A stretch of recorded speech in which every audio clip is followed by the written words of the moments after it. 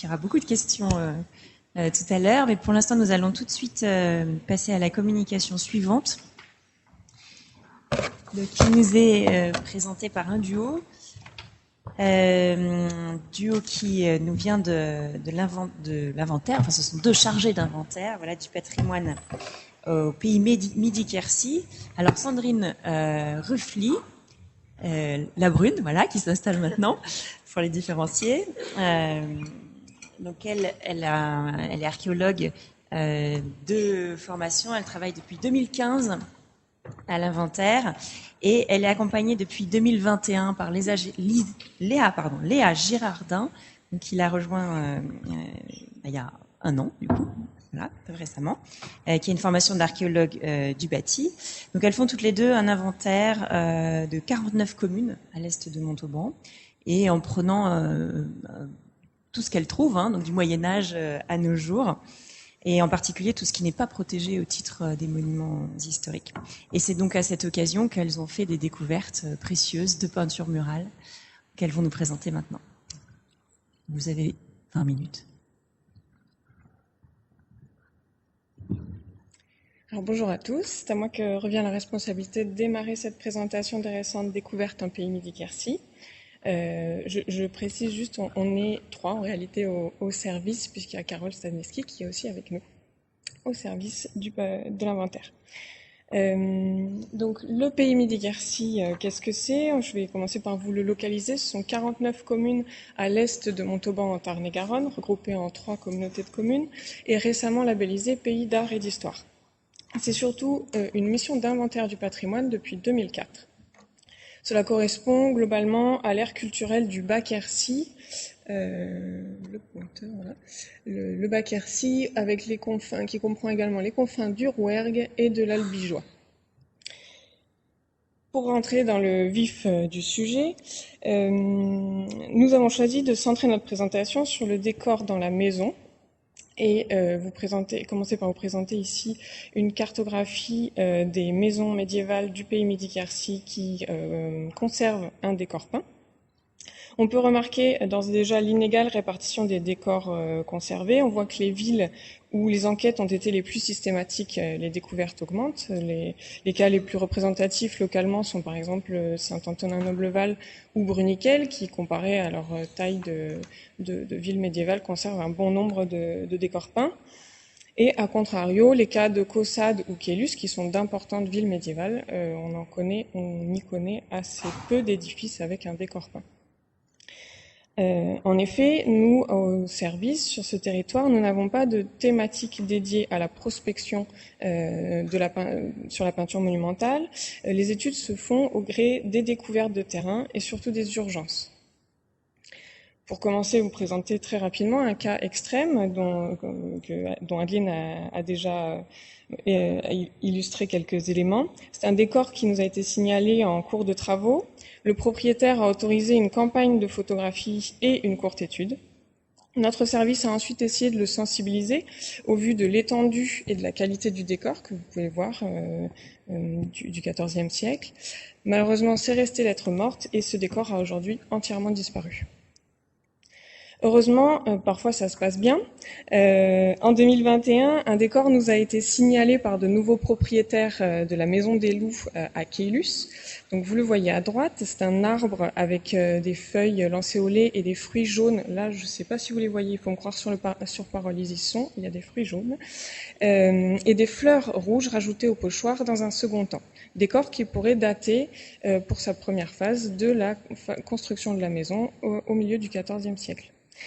Ici, il y a des possibilités d'études et de conservation à venir. Ces deux exemples nous permettent de vous montrer notre rôle de médiateur entre les propriétaires privés d'édifices qui ne sont pas nécessairement protégés et les institutions de conservation. Mais c'est aussi pour vous montrer aussi notre rôle d'enregistrement des données et de collaboration avec des spécialistes, qu'ils soient de l'inventaire, de l'université, des chercheurs indépendants, les monuments historiques, le CNRS, au gré des problématiques. Nous allons ainsi vous présenter 3 études de cas étudiées un peu plus avant en collaboration avec différents spécialistes.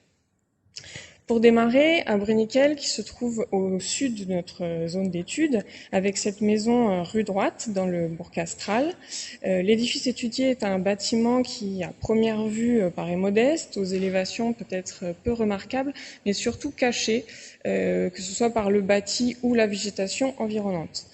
La partie qui nous intéresse est le module nord, appelé ici bâtiment 1, que vous voyez là, qui en réalité fait partie de la réunion de 5 parcelles médiévales qui communiquent de part et d'autre du mur d'enceinte du XIIIe siècle. Ce qui le rend exceptionnel, c'est son décor peint du XIVe siècle, conservé au niveau de Combles, dont vous voyez ici un élément, et étudié en 2016 par Virginie Tcherniak et publié dans le bulletin monumental. Il nous paraît cependant nécessaire d'aller plus loin dans la compréhension de l'édifice même et de documenter au mieux un décor en état de grande fragilité. Vous le voyez déjà ici. Le décor, donc ce décor se trouve actuellement dans une petite salle sous charpente. Il est conservé sur 3 murs contigus. Vous en voyez ici 2. Il y en a un troisième en retour, ce qui représente environ 9 mètres linéaires pour 1,60 m de hauteur conservée au maximum, par exemple ici. Il présente une frise d'écus armoriés dans des quadrilobes à redans, qui surmontent un bandeau et un faux appareil coloré. On peut voir également son état de conservation préoccupant. La couche pigmentée se détache, beaucoup d'autres enduits sont soit dessus, soit viennent combler des lacunes, et il y a des reprises et des éléments qui partent entièrement. Pourtant, les éléments sont nombreux pour son analyse et suffisants pour une datation, et on voit avec tous ces exemples de détails la qualité du décor, notamment les détails des liens qui tiennent les quadrilobes dans lesquels se trouvent les écus, les becs des quadrilobes qui sont très fins, la polychromie et l'alternance des couleurs assez importantes entre les fonds des quadrilobes.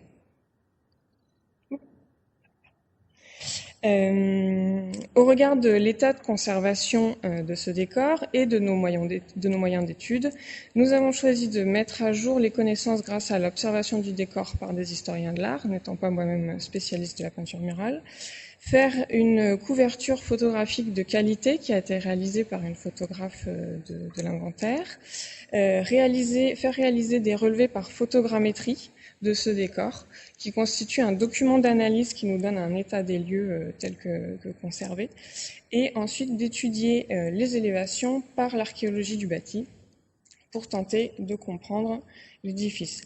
Vous voyez déjà que quelques éléments, une petite porte ici qui mène vers la Venelle, un grand placard, une baie géminée qu'on peut restituer, sans doute une deuxième un petit peu plus loin dans une partie qui n'est pas accessible là, un jour en fente, et vous voyez déjà des niveaux de circulation très différents du niveau actuel. Donc l'analyse des élévations nous a permis d'identifier 2 phases médiévales à cet édifice. Une phase antérieure au XIVe siècle, qui est cette petite maison ici en orange avec une pente de toit conservée dans l'appareil, adossée à l'enceinte du XIIIe siècle. Et ensuite une grande phase du XIVe siècle, à laquelle participe le décor que je vous ai présenté, qui se trouve ici on voit l'élévation extérieure, mais le décor se trouve au revers donc de ce mur. Je l'ai mis dans la partie bleue. Et on voit que le programme décoratif s'étend à l'architecture, avec par exemple cette baie géminée qui est conservée dans le mur sud. On voit également donc les différents équipements. Là, vous avez le plan de la salle, les enduits, les murs où il y a les enduits sont localisés par le trait vert. Donc les différents équipements, le placard, la petite porte, les baies géminées. Mais des questions subsistent évidemment dans la compréhension de cet édifice, notamment la limite nord de la salle qui reste incertaine. Actuellement, c'est un mur de briques creuses.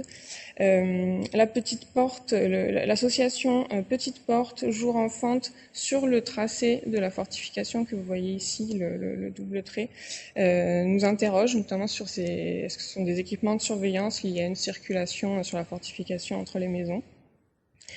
Dans tous les cas, on peut dire que ce décor participe d'une phase de restructuration de l'édifice au XIVe siècle, qui visiblement prévoit en tout cas l'exhaussement d'un niveau qui est conservé, mais probablement un deuxième. On a suffisamment d'indices pour pouvoir extrapoler un deuxième niveau. Ce décor que nous avons tenté d'évoquer par une restitution faite en dessin assisté par ordinateur, pour essayer comme un outil de réflexion en fait pour le chercheur, mais aussi un outil de médiation ensuite, puisque c'est l'un des rôles qui nous incombe et qui est important de pouvoir le transmettre ici aujourd'hui, mais également auprès du grand public, localement. On voit que donc énormément de questions subsistent, la question de la hauteur sous plafond entre 3,50 m et 4 mètres, les dimensions de la salle, l'organisation du décor. Vous voyez, il y a des éléments qui ressortent un petit peu plus en couleur, ce sont ceux où j'ai suffisamment d'éléments pour restituer, et lorsque c'est pâle, on n'a aucun élément, c'est vraiment de l'extrapolation pour essayer de mettre en valeur la quantité et la qualité du décor. Des questions évidemment subsistent sur le discours porté par le décor, puisque c'est une frise d'écus armoriés. À ce jour, on arrive à en identifier deux, qui est cet écu pour probablement la famille de Cajar et l'écu voisin, peut-être la famille de Felzins, deux familles du Quercy, dont on va vous reparler sans doute Thérence de Montredon au château de l'Arnagol. Évidemment, des questions subsistent donc sur ce commanditaire. Qui est-il? Qu'a voulu-t-il dire par ce décor armorié et cette salle dans une maison qu'on voit assez complexe à restituer? Dans tous les cas, elle nous donne une certaine image de la société urbaine de Bruniquel au XIVe siècle, qui est un bourg castral important, avec de nombreuses possessions nobles et aussi de grands marchands. Ici, en revanche, l'analyse d'histoire urbaine de Bruniquel, vous voyez, je l'ai mis cette petite carte, date des années 50, et au regard de l'actualisation de la recherche et d'un inventaire également mené en 2006, il conviendrait donc de réactualiser cette histoire urbaine du bourg pour mieux comprendre la géographie sociale et économique dans le bourg et ce contexte de commande d'un tel décor dans une maison particulière. Dans tous les cas, on peut en conclure que c'est une salle d'apparat qui nous démontre l'importance de son commanditaire sans avoir les proportions d'une aula seigneuriale. Et la recherche continue pour tenter de répondre à toutes les interrogations que je vous ai présentées. Mais je vais maintenant laisser la parole à Sandrine Réplique qui va vous présenter un décor de la fin du Moyen-Âge à Moricoux, à 6 km en aval de Bruniquel.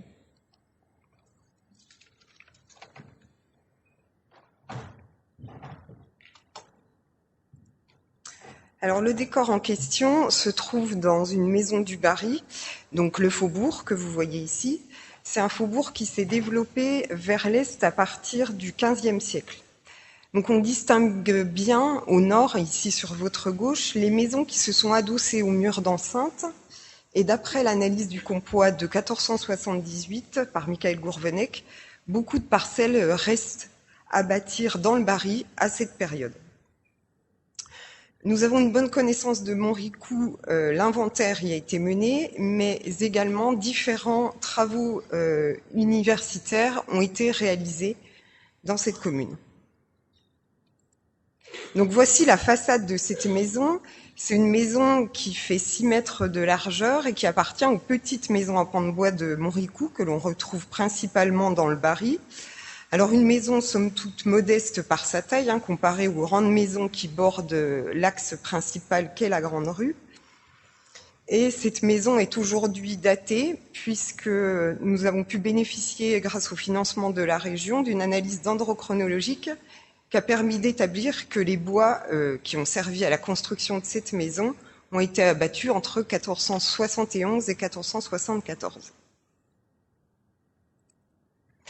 Alors c'est pendant les travaux de rénovation en 2018 qu'a été découvert un décor exceptionnel. Alors ce décor se trouve à l'étage, au débouché de l'escalier, comme vous le voyez ici à gauche, et c'est un décor peint dont il ne subsiste plus qu'une partie. Il s'agissait d'une femme en pied, presque de grandeur nature. On voit là à droite que les poteaux de bois délimitent le cadre de la scène. On a pu observer que la peinture vient s'arrêter et buter au nu de ces bois. Alors ce décor représente une jeune femme filant au fuseau et à la quenouille. Cette fileuse est vêtue d'une robe, d'un tablier blanc et porte un ruban sur sa tête. C'est une peinture qui est soignée, d'une qualité d'exécution remarquable. Et si l'on se rapproche, on voit là à droite le fond de cette scène qui est enrichi de fleurs rouges réalisées au pochoir, d'enroulements végétaux et de tiges pourvues de feuilles sombres dentelées, vous les devinez peut-être un peu ici, là, qui s'apparentent vraisemblablement à des feuilles de chêne. Alors au Moyen-Âge, filer, c'était une activité domestique courante de la femme, et ici, cette femme est vraisemblablement une simple représentation d'un métier. On sait aussi que ce motif a un sens symbolique qui est l'allégorie du travail. Alors à Montricou, cette évocation d'une fileuse a tout son sens. Le travail de l'artisanat textile dominait à la fin du XVe siècle et il représentait le premier secteur d'activité de cette communauté en 1478. Autre élément important du décor, c'est le phylactère qui se trouve au-dessus de la tête de cette femme, où est peint un texte en français incomplet. Alors le travail de 4 spécialistes a permis de le déchiffrer et en quelque sorte de lever la clé du mystère. Et à ce jour, la lecture est la suivante. Je file bien selon ma corde, comment vous aide en garder la porte, ce qui signifie je file bien en suivant ma corde, mon fil, ainsi vous aide à veiller, à surveiller la porte. Donc cette femme est un élément de réponse, en tout cas un indice, cette femme est installée là sur le palier pour filer et surveiller, garder le seuil de sa maison, ou en tout cas de la maison. En bas à droite, vous avez juste un élément de comparaison pour la forme du phylactère en roulement, élément de comparaison qui se trouve dans un château cette fois, château de l'Astorbier, à quelques kilomètres, une trentaine de kilomètres de Montricou, à Parisot. Donc cette image d'une femme filant à la quenouille dans une maison est rarissime et à ce jour et à notre connaissance, on remercie l'élément de comparaison fourni par Sylvie de Cotigny, un seul autre exemple de peinture murale d'une femme filant conservée dans une maison se trouve à Caen, c'est l'image que vous voyez à droite. C'est une peinture de la fin du XVe siècle représentant une scène allégorique avec 2 pèlerins et 2 fileuses accompagnées de phylactères. Donc la fileuse de Montricou alimente des connaissances sur la culture populaire. C'est un témoignage rare du cadre de vie des habitants à la fin du Moyen-Âge.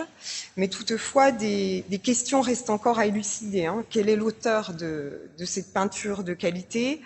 Son commanditaire et puis un peu plus largement, quelle est la fréquence de ce type de décor.